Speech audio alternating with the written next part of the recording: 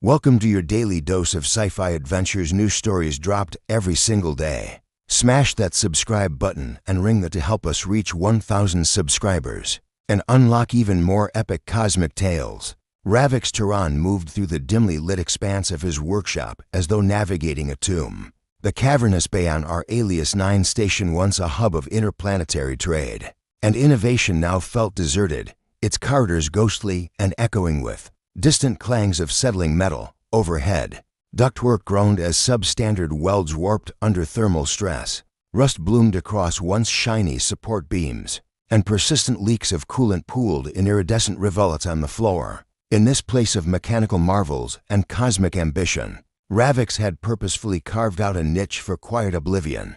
6 months earlier, a routine fuel cell overhaul had turned catastrophic. A microfracture in the containment vessel went undetected, releasing a torrent of superheated plasma that incinerated wires and instruments, and both of Ravix's arms. He had screamed until the station's medbots sealed his wounds, but the damage was irreversible. Prosthetic replacements emerged in the weeks that followed, first crude hydraulic mounts that mangled delicate tissue, then experimental alloys that rejected nerve grafts. Each attempt left him more broken, physically and mentally, until he abandoned hope of reconstruction altogether. Since that day, Ravix had withdrawn from the world. He shunned the common lounges and market strata where station dwellers traded stories of cargo hauls and exotic dust harvesting rights.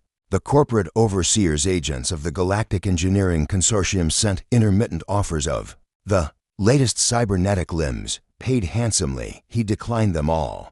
He preferred to crawl through his own refuse than to don their gilded shackles. They said he was wasting a talent that could power a dozen starships.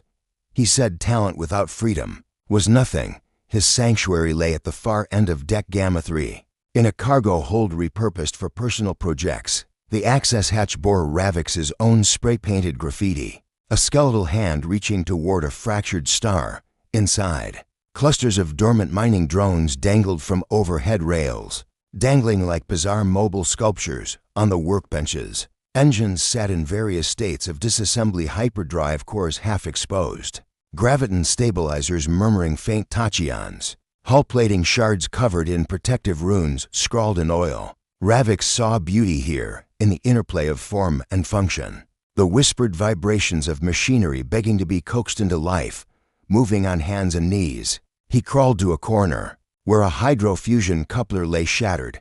He paused, tracing a fingertip across the twisted nozzles. The coupler was beyond repair, a testament to years' worth of station-wide austerity. With neither arms nor the will to form new ones, he had let it gather dust, for days at a time. He existed in this workshop, sleeping wrapped in a patchwork of insulating blankets and scrap thermal sheeting. His only companions were the dim glow of malfunctioning hololamps and the soft, rhythmic pulse of the station's core reactors. Night, or what passed for night in orbit, brought dreams that felt more like memories. Ravix dreamt of his father, a shuttle pilot who taught him how to disassemble a manifold valve at age 8, of midnight fixes on Rust Belt outposts in the outer belt where salvage meant survival, of the first time he witnessed a comet's tail stretch across a nebula-lit sky. In those dreams, his arms were whole, strong, and capable. He could feel the torque of a wrench, the subtle feedback of plasma welder vibrations. Each morning, he woke to the cold ache of loss, a phantom weight where his limbs once were. Yet tonight, as he pressed his forehead against the cool steel floor, a new sensation stirred at the edge of his awareness. It began as a light hum barely perceptible over the station's ambient drone. He stiffened, nostrils flaring as he inhaled recycled air spiked with metallic undertones. The hum deepened, resonating through the ribs of the structure, vibrating in time with his heartbeat. Against his better judgment, he dragged himself upright, straining to locate its source. Above him, the overhead hololamp gutters flickered and dimmed. The holographic schematics projected near his main bench blueprints of an experimental gravitic coupling matrix dissolved into static. The coolant puddles at his feet rippled as though stirred by an unseen current. Then, from somewhere deep within the station's bowels, a beam of violet light pierced the gloom. It was narrow and precise, slicing through dust motes like a laser scalpel, carving a path toward him. The color was alien, more vibrant than any spectrum his human eyes were built to perceive, and it shimmered with subtle gradients that pulsed in time. With that hum, Ravix's breath caught. The tools at his belt clattered as he froze. He fought. The urge to recoil, though panic coiled through his chest, every logical thought screamed to hide, to barricade himself behind welded steel plating. But fascination held him rooted. He watched as the beam paused an arm's length away, then extended tendrils of light that danced like living vines across the metal floor. The hum swelled into a chord of resonant tones, each frequency seeming to synchronize with his internal rhythms, pulse, breath, even the erratic firing of his injured sapses. A voice spoke without words. It was not a sound but a presence, flooding his mind with gentle insistence. Wake. The single syllable echoed in every saps, stirring something long dormant. Ravix's heart thundered, but the voice did not frighten him. Instead, it seemed to cradle his despair, lancing through years of pain and self-revulsion. You have suffered. You have almost surrendered. Yet you endure, soft as starlight.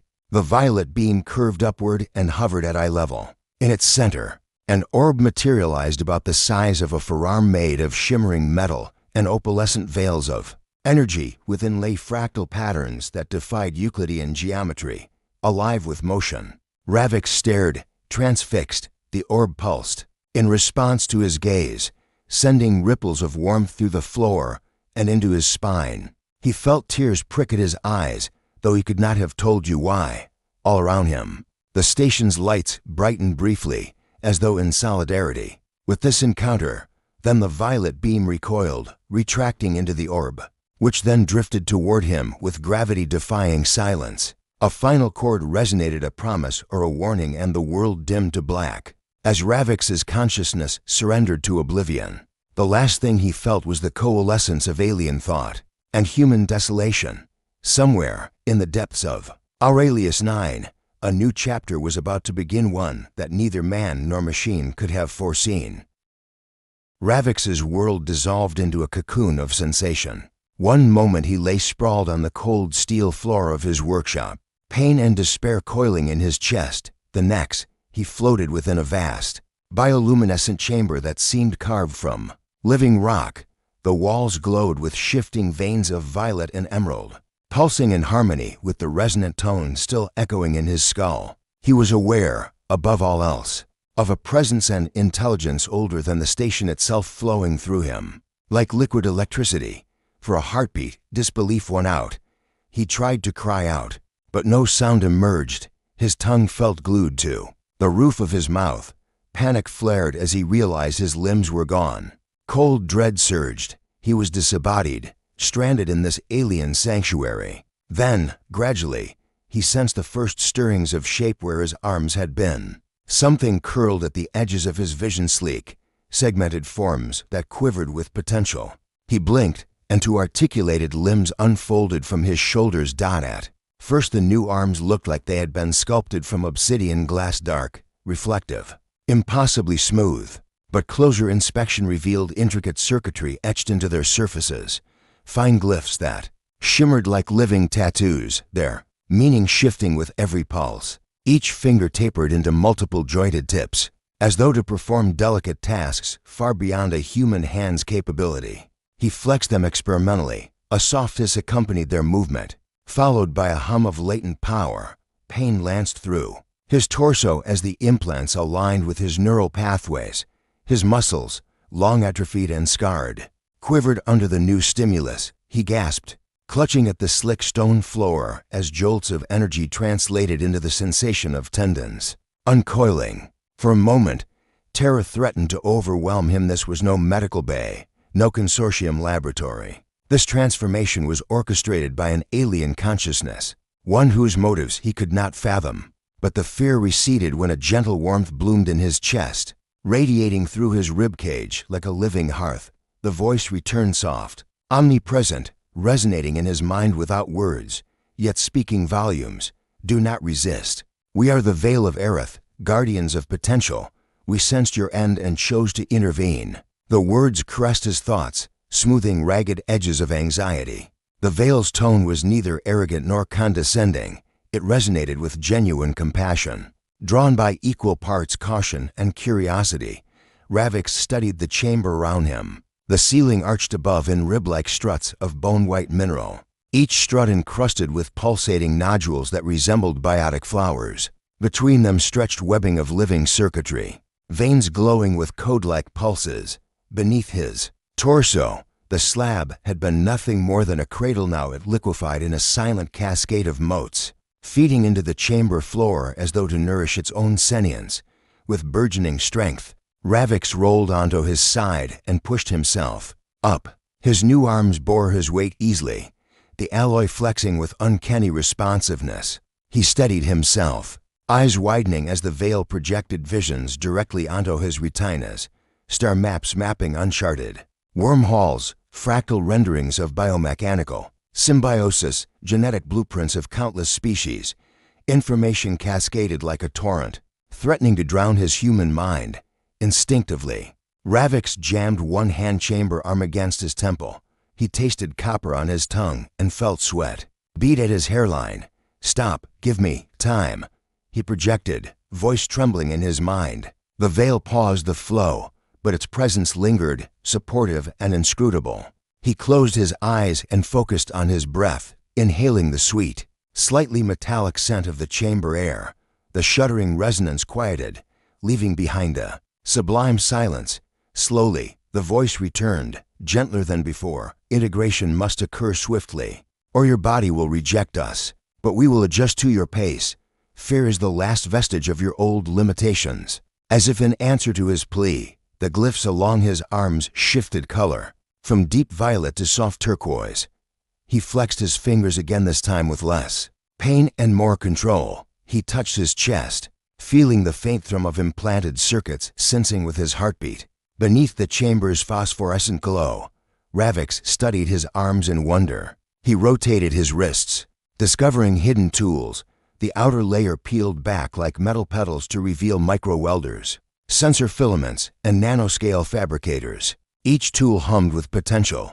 He could reconstruct a cracked hyperdrive core, stroke by stroke, or study the atomic lattice of rare ores with a touch. Power surged through his veins, no longer mere electrochemical impulses, but streams reinforced by the veil's exotic energy. A circuit of light traced from the base of his skull to the implants, guiding their calibration. Ravix marveled at how seamlessly the alien tech interfaced with his flesh. Memories that once spiked with agony now shimmered like distant stars. He recalled the searing pain of losing his arms, the futile surgeries, the medbot's sterile hum. Each recollection flickered in his mind and then was absorbed by the veil, which distilled them into data, weaving them into its own consciousness. He felt strangely comforted that his suffering would serve a purpose. Finally, the chamber stilled. The veil withdrew its direct touch, allowing Ravix full dominion over his new form. "Rise," it intoned, and pathways of living circuitry glowed on the floor, forming a spiral staircase leading upward. "The station awaits. Your fate and ours are now one." Ravix hesitated at the foot of the steps. For months he had welcomed death, for weeks he had dreamed of oblivion. But standing here, arms alive with silent power, he sensed a shift within his soul, a chimeric union of human resilience and alien potential. The fear that had once bound him withered, replaced by a resolute spark of wonder. He lifted a hand, brushing it against the luminous wall.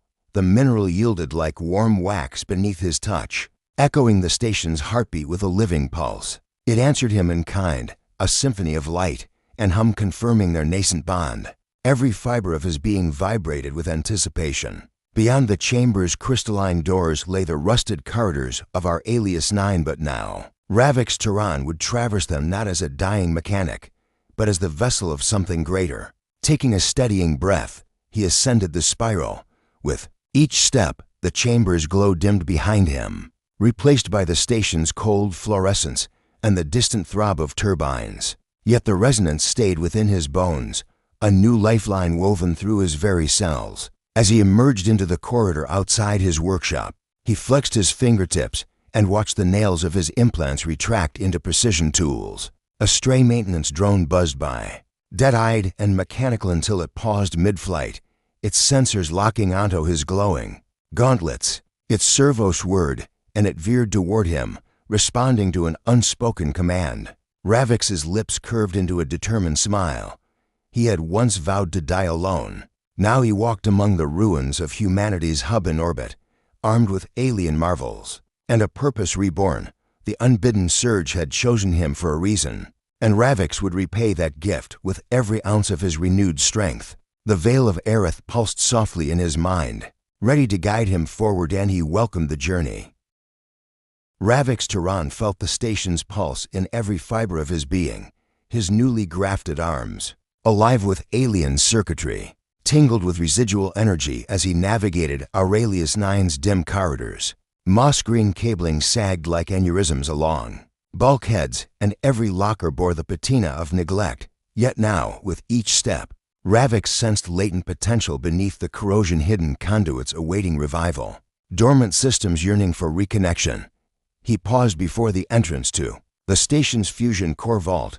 The door stood ajar, scorched hinges groaning in protest. Beyond the threshold, he could see the containment lattice twisted out of alignment, crystalline seals fractured, and a drifting haze of ionized gas leaking from cracked conduits.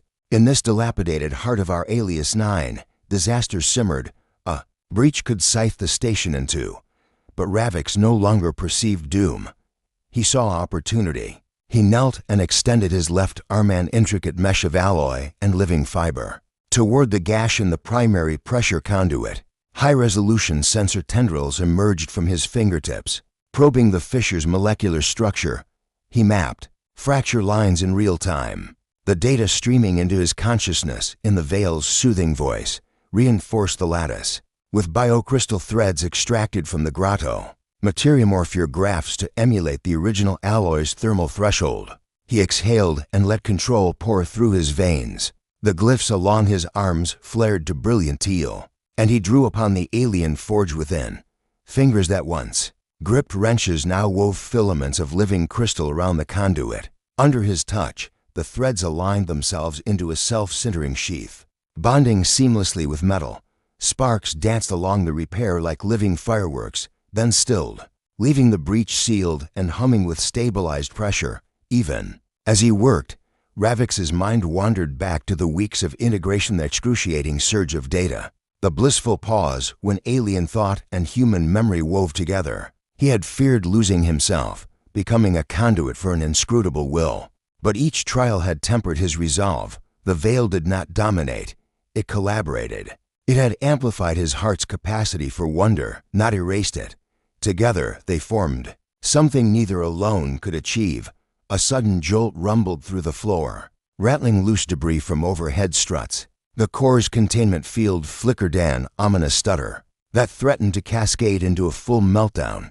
Alarms screamed. Distantly, their wails swallowed by the station's dead expanse. Ravix rose, urgency igniting his spine. He bounded across the vault floor in unnatural grace, his strides long and precise. Above him, the containment lattice glowed with unstable arcs of energy. He reached a maintenance console, its interface cracked and unresponsive. Without hesitation, he laid a hand on the shattered panel. Microfabricators emerged from his fingertips, reconstructing circuits in milliseconds. The screen flared to life, displaying a complex web of resonance harmonics and pressure gradients. Bypass the primary oscillation matrix, whispered the veil, and reroute power through auxiliary feedback coils. Ravix nodded to himself, fingers dancing across the console's rebuilt keys. He charted a new power path, one that siphoned residual energy through bioorganic converters. Woven into his arms, a low hum thrummed through the coils lining the vault, and the lattice's chaotic arcs coalesced into controlled surges. Slowly, the flicker stabilized into a steady glow. The alarms stilled, and the core resumed its measured roar. He exhaled, the tension draining from his shoulders. Sweat beaded at his brow, so human a sign of exertion. Yet here in his chest beat a new engine, dual cores of flesh and living machine.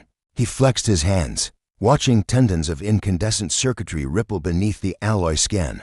Children on distant colonies would play with gravity-tweaking graviton lances. Miners on frontier outposts would rest or from asteroid belts. But here, on Aurelius IX, Ravix crafted symphonies of energy with a gesture. His triumph echoed hollowly through the sealed vault. Without intervention, the station would lick its wounds, drift slowly into oblivion, perhaps cracking entirely under the weight of its own dereliction. But Ravix imagined something greater, a transformation, not merely of systems, but of the station's essence. He envisioned Aurelius 9 reborn as a living vessel, a starborn leviathan unfettered by fuel or rust. Leaving the vault, he moved deeper into the station's skeleton. He detoured through the central data core, a vault of quantum-threaded drives. Once used for navigation and trade manifests, now it lay cold, data ghosts flickering in the darkness.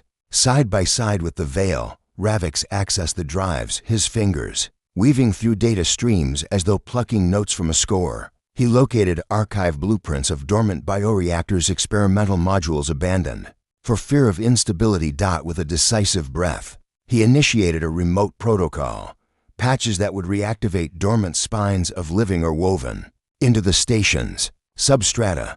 Code bloomed across the control interfaces, scrawled in alien glyphs that only he could read. One by one, sealed vents opened, releasing clouds of self-assembling spores into the station's conduits. They glowed phosphorescent green and azure as they drifted, colonizing worn junctions and trace wiring. Ravix watched as panels flickered and fans roared back to life. Emergency lights brightened from crimson to soft white. Doors long stuck in the open frame slid shut with crisp precision. The station exhaled and then inhaled a living breath. The corridors no longer felt like a mausoleum, but like a vessel awakening from stasis. A sudden spur of light drew his gaze to the observation deck overlooking Sector Delta's docking bays. 3 rust-scarred freighters floated idle, their once proud HULs pitted with micrometeoroid impacts. Crew manifest logs indicated they'd been stranded for weeks, supplies dwindling. Comms arrays were offline, calls for rescue had gone unanswered. Yet now, as Ravix stood at the viewport, the station's new systems hummed to life. Beaconing on frequencies nearly forgotten, he pivoted back to the central passage. The Veil's presence throbbed within his mind, hot with pride. "You have given us purpose," it intoned. "Now, extend our reach." Ravix's chest tightened in anticipation. He strode toward the engineering bulkheads, where dormant warp conduits lay coiled like serpent carcasses. Here, he would implant the final sequence, a living neural lattice capable of bending space itself. It was the grandest ambition of the ancient architects who had first sketched Aurelius 9 into existence, the promise of limitless travel through folded space.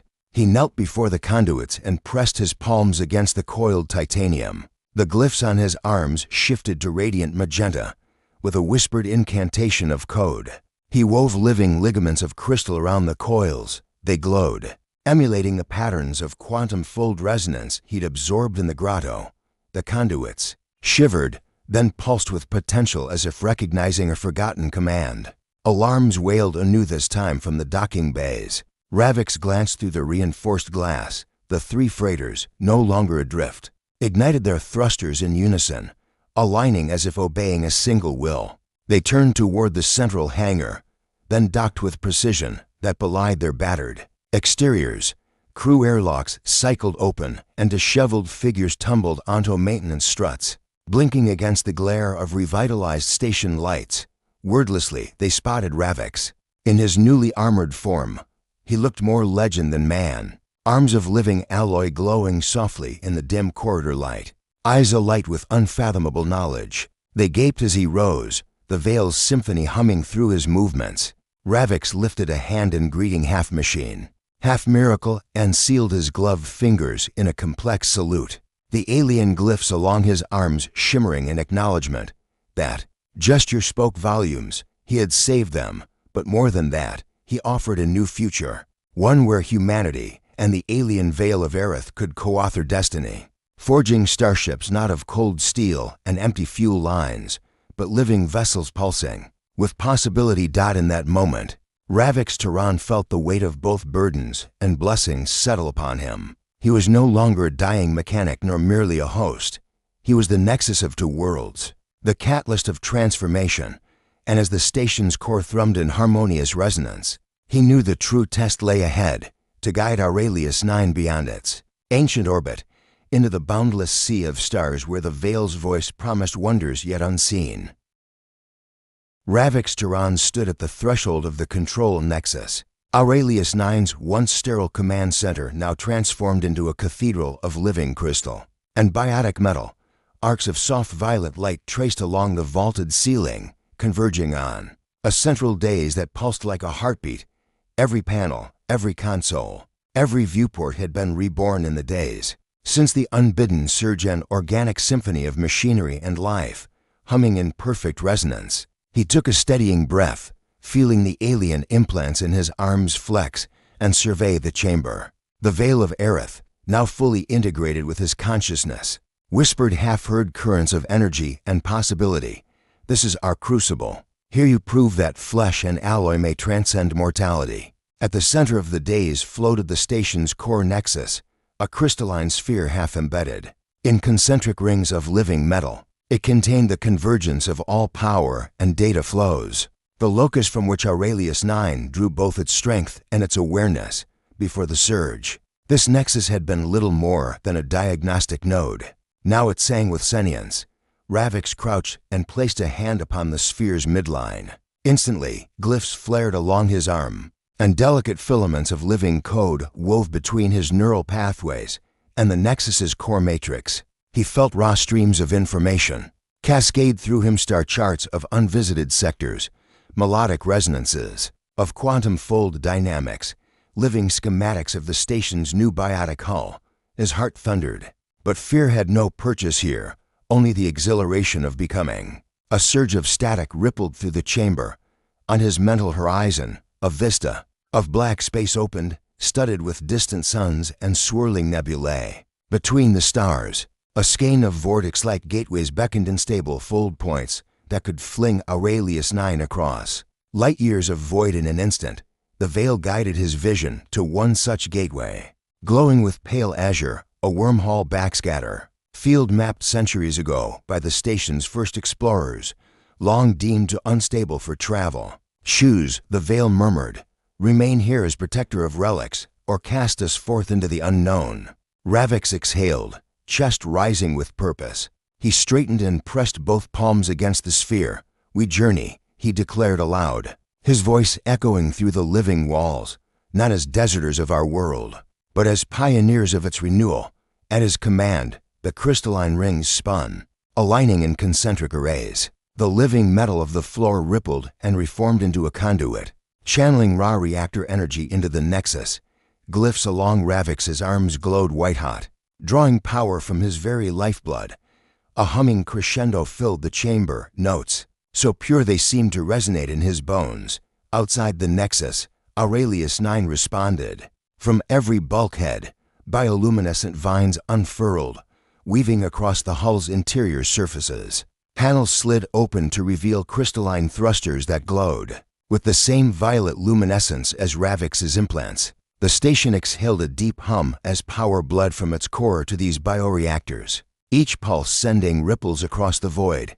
Ravix closed his eyes, time stretched, malleable, as the fold point's edges warped into view on the forward viewport. Behind him, the nexus's filaments shivered, then clicked into place. He sensed a moment of perfect equilibrium, an instant when the energies of flesh, alloy, and living station aligned. Then he leapt. With a crack like the birth of a star, space tore open. The azure gateway swallowed Aurelius 9 in a cascade of particle light and gravitational eddies.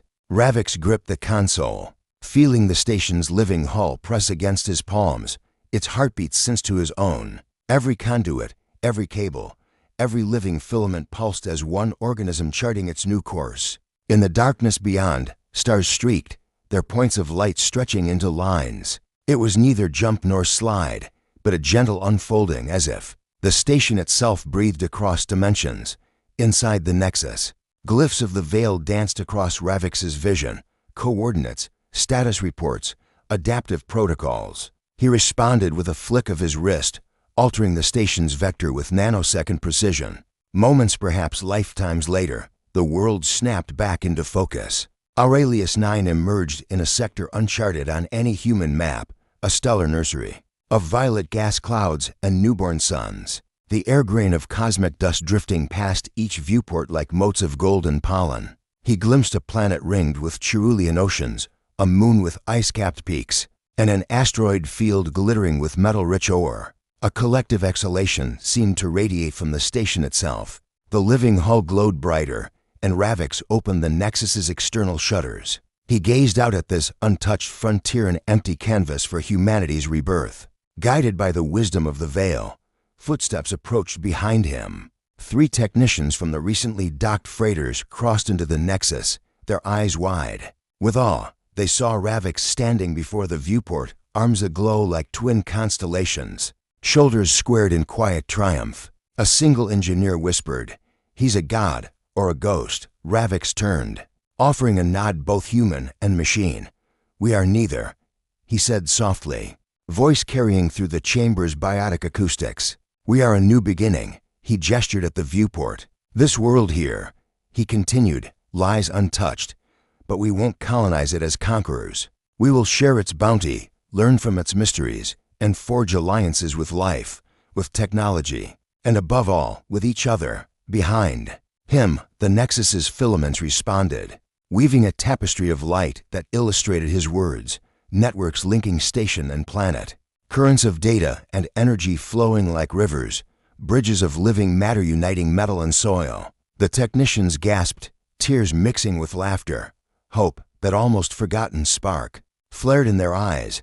Ravix turned back to the console. The Veil pulsed, a silent affirmation.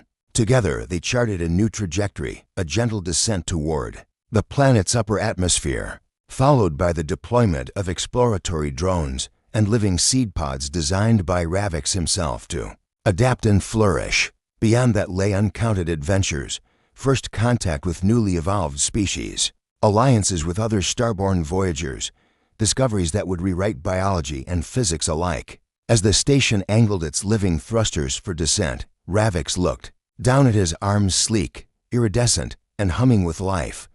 He ran a fingertip along the glyphs, recalling the boy who once wrenched broken manifolds on distant outposts, the man who surrendered to despair, and the hybrid soul who now guided a station reborn. In that moment, he understood what the Veil had known all along. Ascension beyond mortality was not about transcending humanity, but about embracing the full spectrum of what it meant to live: pain and joy, loss and renewal, science and wonder. Aurelius 9 was no longer just steel and circuits, and Ravix Tehran was more than mechanic or host.